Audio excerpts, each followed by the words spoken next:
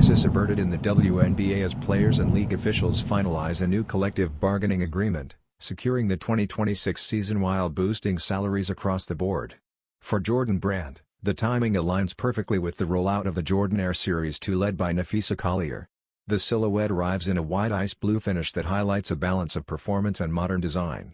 The engineered mesh upper promotes breathability, flexibility, and lightweight movement for fast-paced play. Synthetic overlays add structure and lateral support, helping maintain durability through intense action.